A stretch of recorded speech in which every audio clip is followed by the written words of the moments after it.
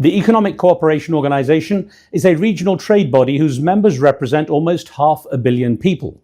Member states include Turkey, Iran, Pakistan, and, as its Secretary General, Ambassador Dr. Asad Khan told me, 7 landlocked nations. One of the things you have is responsibility for an area that has a lot of landlocked countries. Yes. So, of course, this conference is of extreme relevance. What did you get so far out of the conference in terms of the progress being made? I think the most important thing, and you are absolutely right, of the 10 members that we have, 7 are landlocked countries. And I must also say that we are proud that of the 3 LLDC conferences held so far, 2 are held in countries that are our members. The first in Kazakhstan and now second here in Turkmenistan.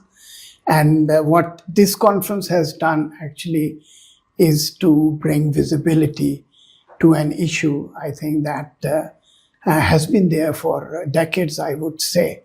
But this time around, I think particularly when we are seeing also a growing desire to build stronger connections within the region, I think this conference has assumed even greater importance. So all the issues that affect the development trajectory of landlocked developing countries is something that has been brought to the front during this conference. Is the need to build stronger relationships in the region a result of the fact that many countries, especially in the West now, America being, of course, the USA being a big one, are becoming very introspective and becoming quite protectionist in their nature? I think the unpredictability and uncertainties and everyone adhering to the agreed norms and principles is something that brought a certain readiness to engage in multilateral work. Now, with the uncertainties that we are seeing, obviously countries would like to work more closely within the regions, within their neighbors, trying to find solutions that are local. But I'm not saying that this is essentially a kind of a mutually exclusive thing. We as much need multilateralism today as we needed it before. But a strong multilateralism is also a product of cooperative regionalism. And when countries are able to work with their neighbors, because all issues and conflicts are essentially regional, and their ability to resolve issues. And I must say that landlockedness is actually a factor of geography. And therefore, it is absolutely critical and essential that the solutions have to be found locally and regionally. And that's where I see some more hope now than before, that countries are now more keen to work regionally. But that doesn't necessarily mean, because the challenges that we are facing in the regions obviously are challenges that are not just transboundary challenges, but they involve the whole world. For instance, climate change, and this is an area and a part of the world where you practically see every single manifestation of the climate change vulnerabilities that a country or a region can face, starting from land degradation, desertification, glacial melt, water stress, droughts, and you name it. So that's where obviously we need support from international community. And this conference, I would say, did very well in sensitizing the financing related needs because infrastructure is capital intensive. You need a lot of money actually to build roads.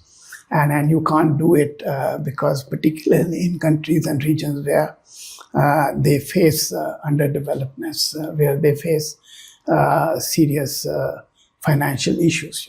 One thing that I've heard at the LLDC in terms of how future prosperity and security can be encouraged and adopted is the need for economies to diversify as well. And of course, tourism, for example, is a big factor.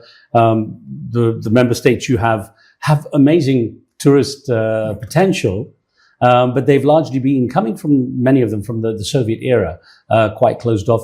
Do you see an opening up? Do you see a potential growing for the tourism to be boosted? Yes, I think this is a region which is connected. And I usually say that we are a region that was, I think, more integrated and more connected 1,000 years ago than it is today.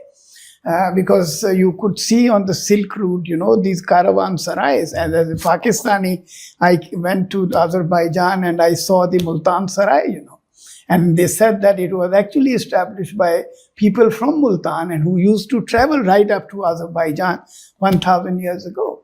So, and in another way also, this nexus between transport, trade, and tourism is really very, very important. Because tourism brings people together. And when people come together, it generates a level of comfort. And when that level of comfort, it brings in investments, it brings in transport, it kind of takes it to the, as they say, the economy of scales. And that's what we are really trying to do.